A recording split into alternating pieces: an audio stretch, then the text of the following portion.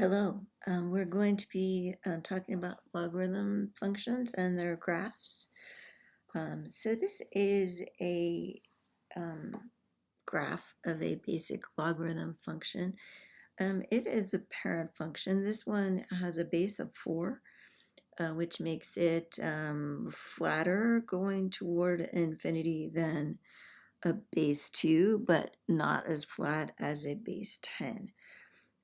So just kind of an idea of how that works.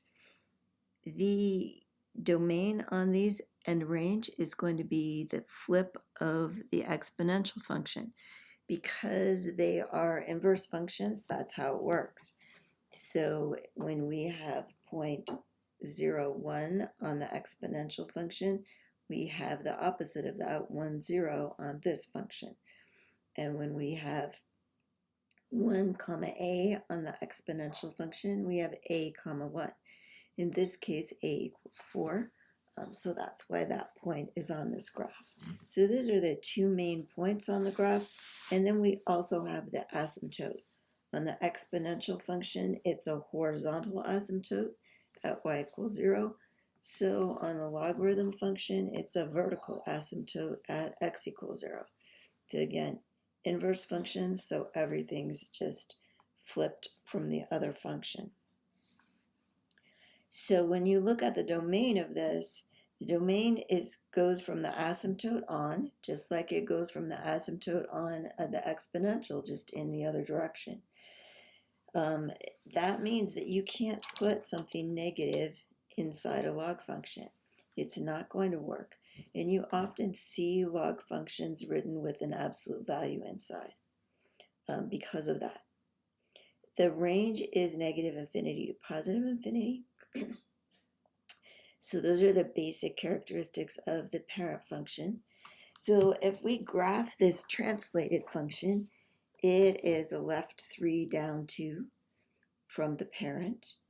And the vertical asymptote has to move 2 according to those changes, just like the exponential function does. So the vertical asymptote starts at y equals 0. It's going to move left 3 over. So that's the easiest thing to draw first, is where did the asymptote go to. We also need to worry about PEMDAS, so we're going to do the inside the parentheses part before we do the subtract 2. If you look at our two main points, we move those left 3.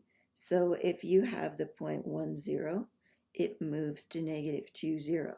So, and you can see that if you look on a graph, put your finger on 1, 0, move it 3 to the left, you'll be at negative 2, 0.